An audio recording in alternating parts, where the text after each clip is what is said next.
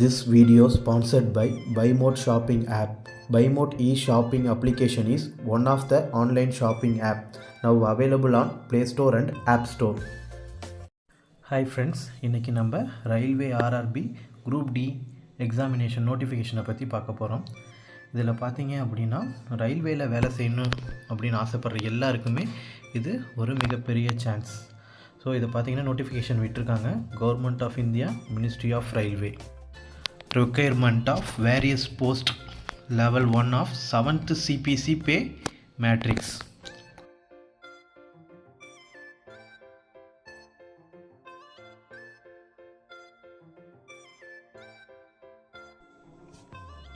So இது பார்த்திங்கன்னா date of indicative notice வந்து 28/12/2024 அன்னைக்கு சொல்லியிருந்தாங்க. தென் வந்து பப்ளிகேஷன் என்றைக்கு பண்ணாங்க அப்படின்னா 22/1/2025 அன்னைக்கு பண்ணாங்க. டேட் ஆஃப் அப்ளிகேஷன் ஓப்பன் வந்து 23/1/2025 அப்ளிகேஷன் ஓப்பன் ஆனிச்சு. ஸோ இந்த மந்த் பிப்ரவரி 22/2/2025 அது வரைக்குமே அப்ளிகேஷன் நம்ம வந்து அப்ளை பண்ணலாம். ஓகேவா? தென் வந்து க்ளோசிங் டேட் வந்து பார்த்திங்கன்னா அதாவது 22/2/2025 அந்த பிப்ரவரி 22 நைட்டு 12 மணி வரைக்குமே நம்ம அப்ளை பண்ணிக்கலாம். ஓகேவா? நெக்ஸ்ட்டு பார்த்தீங்க அப்படின்னா date of application fee payment after closing date, அதாவது இந்த 22 முடிஞ்சதுக்கப்புறம் நம்ம அந்த இதுக்கு வந்து ஃபீஸ் கட்டணும். ஸோ அதை வந்து 23/2 24/2, அதாவது சப்போஸ் கொஞ்சம் டிலே ஆகிடுச்சு, நீங்கள் அப்படியே வந்து 22ஆம் பண்ணுறீங்க, பட் உங்களால் அன்றைக்கி ஃபீஸ் பே பண்ண முடியல, ஏதோ இஷ்யூ ஆகிடுச்சு அப்படின்னா அதுக்கு வந்து டேட் வந்து அவங்க இது பண்ணியிருக்காங்க. அதாவது 23, அதாவது ஒரு நாள் எக்ஸ்டெண்ட் பண்ணியிருக்காங்க அந்த ஃபீஸ் கட்டுறதுக்கு மட்டும். நெக்ஸ்ட்டு பார்த்தீங்க அப்படின்னா டேட் ஆஃப் மாடிஃபிகேஷன், அதாவது நம்ம அப்ளிகேஷன் பண்ணுறதுல ஏதோ தப்பு பண்ணிட்டோம் அப்படின்னா அது வந்து 25/2/2025 6/3/2025 கிட்டத்தட்ட பார்த்திங்கன்னா ஒரு 10 நாள் வந்து கொடுத்துருக்காங்க அந்த நம்ம அப்ளிகேஷனை வந்து கரெக்ஷன் பண்ணிக்கிறதுக்காக. இது போஸ்ட்டு வந்து பார்த்திங்கன்னா various post of level 1 of 7th CPC pay matrix. இது இனிஷியல் பே பார்த்திங்கன்னா 18,000. மெடிக்கல் ஸ்டாண்டர்டும் இதுக்கு இருக்குது. ஏஜ் வந்து பார்த்திங்கன்னா 18லேருந்து 36 வரைக்கும். டோட்டல் வேக்கன்சி பார்த்திங்கன்னா 32,438. இதுதான் இந்த குரூப் டிக்கான டோட்டல் வேக்கன்சி. பட் சென்னைக்கு பார்த்திங்கன்னா அது தனியாக இருக்குது, அதை நான் பின்னாடி சொல்கிறேன்.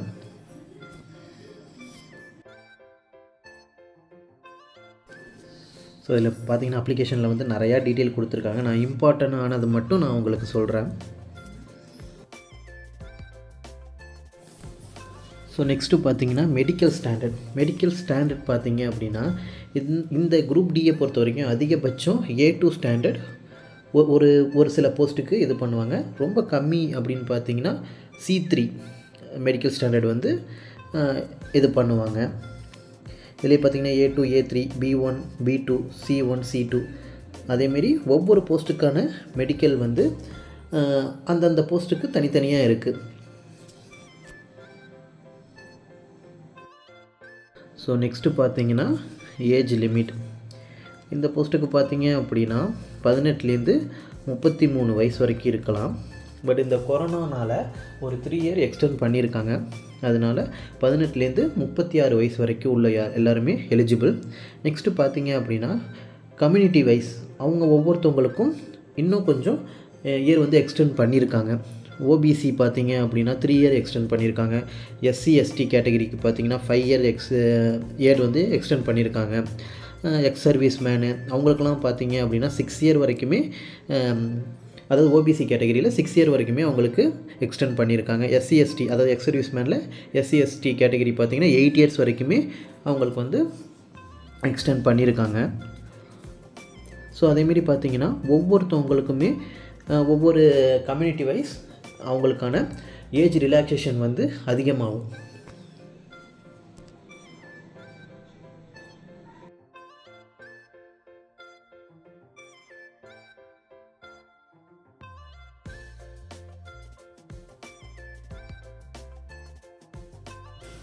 ஸோ நெக்ஸ்ட்டு பார்த்திங்கன்னா எக்ஸாம் ஃபீஸு. இது வந்து யூஆர் ஓபிசி கேட்டகிரிலாம் உள்ளவங்களுக்கு வந்து 500 ரூபா பே பண்ணணும். நீங்கள் எக்ஸாம் அட்டன் பண்ணிங்க அப்படின்னா 100 ரூபா மட்டும் எக்ஸாம் ஃபீஸாக இது பண்ணிட்டு பாக்கி 400 ரூபா நம்ம அக்கௌண்ட்டுக்கே ரீஃபண்ட் பண்ணிடுவாங்க. அதேமாரி எஸ்சி எஸ்டி அவங்களுக்குலாம் பார்த்தீங்க அப்படின்னா, எக்ஸ் சர்வீஸ்மேன் அவங்களுக்குலாம் பார்த்தீங்க அப்படின்னா 250 ருபீஸ். ஓகேவா, அவங்க எக்ஸாம் அட்டன் பண்ணாங்க அப்படின்னா அந்த 250 ருபீஸுமே ரிட்டர்ன் பண்ணிவிடுவாங்க.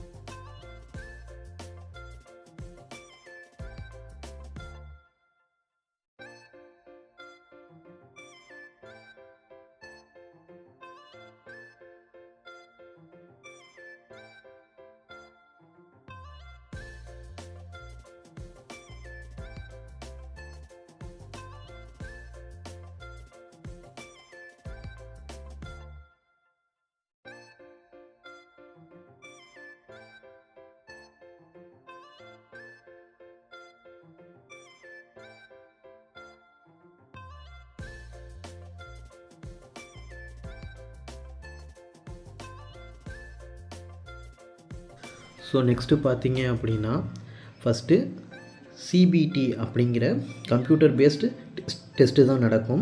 இதில் பார்த்தீங்க அப்படின்னா ஜென்ரல் சயின்ஸ் வந்து டோட்டலாக வந்து பார்த்திங்கன்னா 100 மார்க்கு. அதில் ஜென்ரல் சயின்ஸ் வந்து 25 மார்க்கு, மேத்தமேட்டிக்ஸ் 25 மார்க்கு, ரீசனிங் அப்படின்னு சொல்கிறது 30 மார்க்கு, அப்புறம் ஜென்ரல் அவேர்னஸ் மற்றும் கரண்ட் அஃபேர்ஸ் அப்படிங்கிறது 20 மார்க்கு. டோட்டலாக 100 மார்க்கு. எக்ஸாம் டியூரேஷன் டைம் பார்த்திங்கன்னா 90 நிமிஷம். ஓகேவா, இதில் இன்னொன்று என்ன அப்படின்னு மைனஸ் பார்த்தீங்க அப்படின்னா, இதில் வந்து நம்ம தப்பாக எழுதுகிற ஒவ்வொரு கேள்விக்கும் 1/3 மார்க், அதாவது 3 கேள்வி தப்பாக இருந்துச்சுன்னா 1 மார்க் வந்து நம்ம கரெக்டாக எழுதுனதுலேயும் மைனஸ் பண்ணிவிடுவாங்க. ஸோ அதனால் மைனஸ் மார்க் இருக்கிறதுனால நம்ம வந்து எந்த இதுவுமே தப்பாக அட்டன் பண்ணாமல் தெரிஞ்ச வரைக்கும் எழுதுறது பெஸ்ட்டு. ரெண்டாவது பார்த்திங்க அப்படின்னா, இதில் என்னென்ன சிலபஸ் அப்படின்னு பார்த்திங்கன்னா, மேத்தமேட்டிக்ஸில் பார்த்திங்கன்னா number system, BODMAS, decimal, fraction, LCM, HCF, ratio and proportional, percentage, mensuration, time and work, time and distance, simple and compound interest, profit and loss, algebra, ஜிக்னாமெண்ட்ரி அண்ட் ஜாமெண்ட்ரி, அப்புறம் ட்ரிக்னாமெண்ட்ரி, அப்புறம் square root, age calculation, calendar and clock, pipe and சென்ஸு, இதேமாரி extra. இதை எல்லாமே நம்ம வந்து prepare பண்ணி தான் ஆகணும், எதையும் விடக்கூடாது. அடுத்தது ரீசனிங்கில் பார்த்தீங்க அப்படின்னா analogy, alphabetic and number series, coding and decoding, mathematical operation, relationship, syllogism, jumblings, Venn diagram, data interpretation and sufficiency, conclusion and decision making, similarity and difference, அதுக்கப்புறம் classification, direction, statement, arguments and assumptions. அதேமாரி இதுதான் ரீசனிங்கில் உள்ள topic. எதையுமே நம்மளால் ஒதுக்க முடியாது, எல்லாமே படித்து தான் ஆகணும். ஜென்ரல் சயின்ஸில் பார்த்தீங்கன்னா physics, chemistry and life of science 10th standard level, அதாவது சிபிஎஸ்சி புக் தான் படித்தா இன்னும் நம்மளுக்கு பெஸ்ட்டு.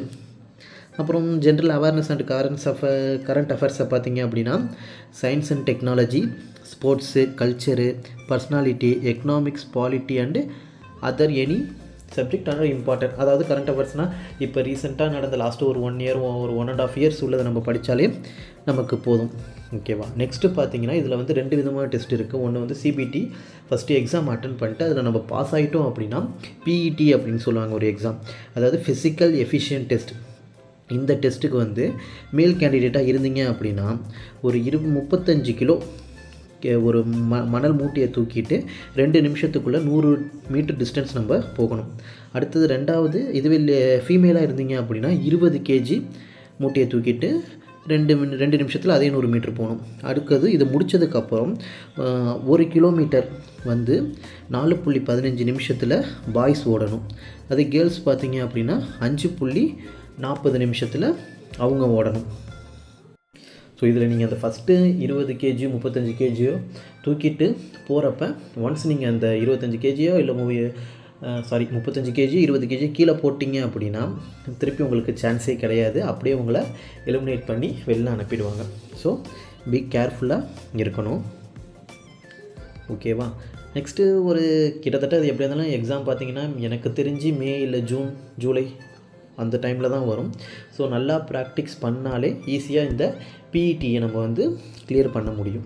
நெக்ஸ்ட்டு வந்து பார்த்திங்கன்னா நம்ம சென்னை ஜோனுக்கு எவ்வளோ வேக்கன்சி, அதாவது சவுத் ஜோனுக்கு எவ்வளோ வேக்கன்சி அலர்ட் பண்ணியிருக்காங்க அப்படிங்கிறத பார்க்கலாம். அதுக்கு முன்னாடி என்னென்ன போஸ்ட், அதாவது கிட்டத்தட்ட பார்த்திங்கன்னா 14 போஸ்ட் இருக்குது. இது வந்து மினிமம் குவாலிஃபிகேஷன் வந்து 10th தான். ஓகேவா, 10th ஆர் ITI. அதுவே நிறைய பேருக்கு ப்ளஸ்ன்னு நினைக்கிறேன். ஏன்னா 10th முடிச்சுட்டு ஒரு சென்ட்ரல் கவர்மெண்ட் ஜாப் கிடைக்கிறது அப்படிங்கிறது ரொம்ப கஷ்டமான விஷயம். பட் இந்த ரயில்வேயில் அது ஈஸியாக அவங்களே சான்ஸ் கொடுக்குறாங்க. ஸோ அது யாரையுமே மிஸ் பண்ணிடாதீங்க, எல்லாருமே ட்ரை பண்ணுங்கள். ஓகேவா, இது வந்து ஒவ்வொரு ஏரியாவுக்கும், அதாவது ஒவ்வொரு ஜோனுக்கும் உள்ளது. ஓகேவா, இப்போ ஜெய்ப்பூர், மும்பை, ஹூப்ளி, அதேமாரி ஒவ்வொரு ஏரியாவுக்கும் ஒவ்வொரு வேக்கன்சி இருக்குது. ஸோ நம்ம சென்னை இதெல்லாம் நமக்கு தேவையில்லை, நம்ம சென்னையை பார்ப்போம். ஓகேவா, இப்போ சென்னையை பார்த்தீங்க அப்படின்னா சென்னையில் மொத்தமே 2694 போஸ்ட் இருக்குது. ஓகேவா, இதில் வந்து எக்ஸ் சர்வீஸ் மேனுக்கு பார்த்தீங்கன்னா 540 போஸ்ட் ஒதுக்கிட்டாங்க. அதேமாரி சிசிஏஏ அப்படின்னா ரயில்வேயில் ஆல்ரெடி அப்ரெண்டிஸ் பண்ணியிருப்பாங்க, 1 year அப்ரெண்டிஸ் பண்ணியிருப்பாங்கள்ல, அவங்களுக்கு தனியாக எப்போதுமே இம்பார்ட்டன்ட் கொடுப்பாங்க. அவங்களுக்கான அந்த போஸ்ட்டை தான் 540 பேர் அவங்களுக்கு தனியாக ஒதுக்கியிருக்காங்க. ஸோ இதில் 540, எக்ஸ் சர்வீஸ் மேனில் 540, சிசிஏயில் 540 ஒதுக்கிட்டாங்க. பேலன்ஸ் இருக்கிறது தான் மற்றவங்களுக்கு. இப்போ பார்த்திங்கன்னா இதில் கிட்டத்தட்ட பார்த்திங்கன்னா அசிஸ்டண்ட், இதில் நம்ம இந்த ஒர்க்கில் இது பண்ண போகிறது அசிஸ்டண்ட்டாக தான் ஃபஸ்ட்டு உள்ளே போக முடியும். ஏன்னா 10th லெவல் குவாலிஃபிகேஷனுக்கு அதுதான். அது உள்ளே போயிட்டு அதுக்கப்புறம் நம்ம படித்து நம்ம அந்த ரயில்வே லெவலில் எவ்வளோ தூரம் வேணாலும் போகலாம். அதுக்கான வாய்ப்பு ரொம்ப அதிகம். ஓகேவா, ஸோ யாருமே இந்த சான்ஸை மிஸ் பண்ணிடாதீங்க. முடிஞ்ச அளவு ட்ரை பண்ணி படிங்க.